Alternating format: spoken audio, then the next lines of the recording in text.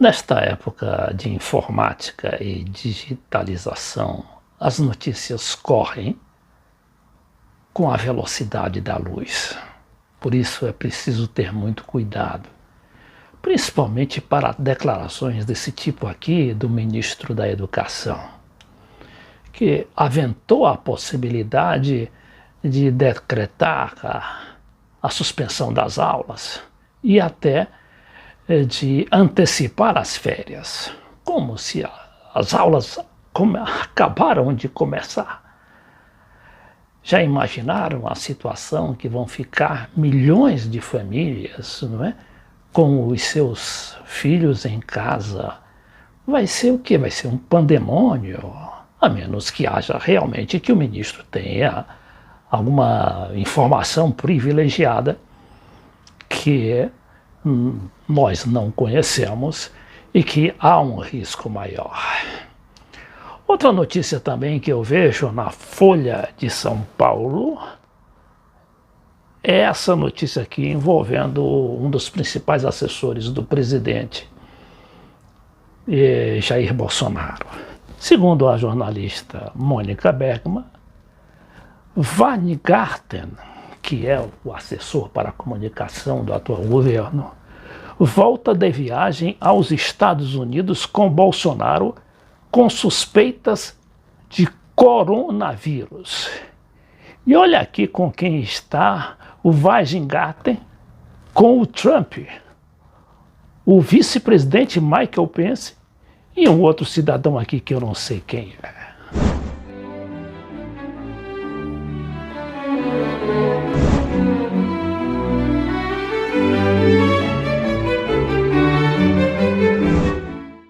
Voltemos aqui às declarações do polêmico ministro Weintraub. O ministro da Educação afirma que aulas remotas seriam uma alternativa. Já o ministro da Saúde, Mandetta, vê problema na proposta de seu colega de ministério. Enquanto isso, o presidente Bolsonaro está aí relativizando ou minimizando a crise, dizendo que há um exagero. Mas os exageros estão partindo da sua própria equipe.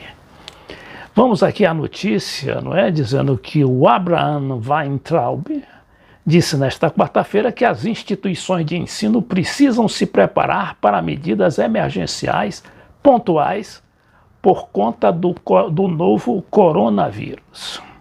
Weintraub sugere que, caso seja necessário, é preciso ter pronto um plano de aulas remotas. Até aí tudo muito bem, não é? Porque realmente, a partir de agora, as reuniões, as entrevistas, eu sou jornalista inclusive, não é?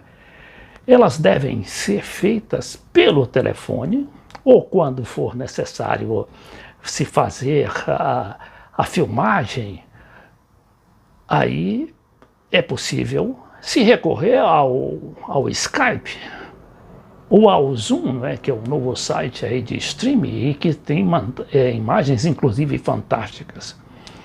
E é também uma forma de você evitar viagens, inclusive pagar para viajar, né, que envolve só o preço da passagem do avião, como do hotel, além do mais de você ficar exposto ou então de expor os seus entrevistados diante dessa ameaça do coronavírus.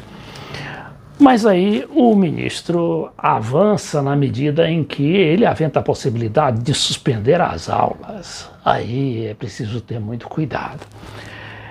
Porém, durante a mesma matéria, durante uma audiência na Câmara dos Deputados, o ministro da Saúde, Luiz Henrique Mandetta, disse que vê a possibilidade de suspensão de aulas como um potencial risco para avós de crianças que, por serem idosos, integram o principal grupo de risco da Covid-19. Agora voltemos às notícias sobre as pessoas importantes, inclusive de governo, que estariam sendo afetadas pelo coronavírus. E a Mônica Bergamo destaca aqui a situação do do principal assessor de comunicação do governo Bolsonaro, o Weingarten, diz que volta de viagem aos Estados Unidos com Bolsonaro com suspeita de coronavírus. Chefe da SECOM receberá resultados de exames na quinta. Ele já fez então o exame, né, e está aguardando. Ocorre que, como diz aqui na própria matéria, o Weingarten não só se aproximou, cumprimentou o Bolsonaro, como também esteve aqui ao lado do Trump, né? Aqui é o Weingarten, aqui o Trump e aqui o vice-presidente dos Estados Unidos. E esse cidadão aqui eu não sei bem quem é. Agora, já imaginou uma situação dessa? E olha que o Trump também teve contato com 4 parlamentares do seu país que estiveram diretamente em contato com uma pessoa, e essa pessoa, que veio da Itália, ela estava contaminada. Os 4 parlamentares, inclusive o chefe de gabinete, o chefe da Casa Civil do Trump, o republicano, congressista, deputado Meadows, daqui a pouco eu dou o nome completo dele. Esse Meadows tinha acabado de ser designado chefe da Casa Civil do Trump. Então esse pessoal todo teve contato com o Trump e, como tiveram também todo esse pessoal com o Bolsonaro, também estava lá, menos os 4 parlamentares. E esses 4 parlamentares, eles mesmos se decidiram por observar uma quarentena. Não se sabe ainda por quanto tempo. Bom, e a gente sabe que a situação dos Estados Unidos é muito vulnerável a essa doença. A gente tem conhecimento, e aí não é novidade para as pessoas bem informadas, de que nos Estados Unidos existem 29 milhões de pessoas sem plano de saúde. E por causa disso, evitam os hospitais para não pagarem a exorbitância que cobram os hospitais americanos. Só para dar um exemplo, eu vi outro dia, não dá aqui para mostrar, mas se o internauta quiser, ele pode pesquisar na internet. Um cidadão estava com suspeita de coronavírus, foi a Miami, salvo engano, no hospital de Miami, e lá se submeteu a um exame, né? E deu negativo. Mas aí quando chegou em casa, veio a nota, a fatura, $3.210.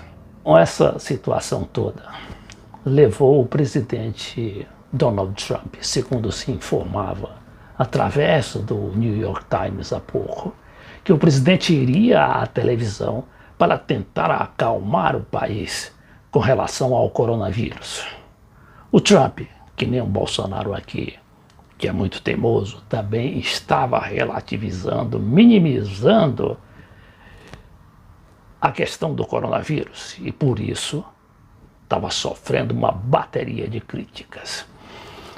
E aqui diz uma notícia da revista Time, aqui no seu site, na internet, falando: White House, ou seja, Casa Branca, presidente Trump está em excelente saúde e não foi submetido a teste de coronavírus. Quem dá essa informação é justamente o deputado Mark Meadows, que acaba de ser designado chefe da Casa Civil de Trump. E o Mark Meadows, aqui dizendo que é um velho republicano congressista, ou seja, deputado do norte da Carolina, ou Carolina do Norte, que estava com aqueles deputados chamados Doug Collins, da Geórgia, e Matt Gaetz, da Flórida, que anunciaram nessa última segunda-feira que eles entraram numa autoimposta quarentena, justamente porque tinham cumprimentado aquele cidadão contaminado num encontro lá em Maryland, dos principais movimentos aí mundiais que se reuniram ali naquele estado ao lado da capital Washington para justamente impulsar ou impulsionar a candidatura do Donald Trump à reeleição. Também o senador Ted Cruz, esse Ted Cruz, que é do Texas, também anunciou que estaria se isolando, ou seja, observando a quarentena. Tanto o Bolsonaro quanto o Trump são sortudos, até agora pelo menos, e acham que tem um corpo fechado. É até possível que tenha durante um certo tempo, porque você não consegue fechar o corpo por muito tempo. Seja como for, a gente vai aguardar os acontecimentos. Mas voltemos ao Brasil, né, na situação política. Aqui a gente tem esse grupo de senadores e deputados de todas as correntes partidárias defendendo que o presidente Bolsonaro retire uma proposta de emenda constitucional que daria ao Congresso o controle entre 15 bilhões e 20 bilhões de reais. No tempo, os congressistas brasileiros, no caso os deputados e senadores, se envolveram aí numa briguinha com o Bolsonaro por causa daquela manifestação do dia 15 de março.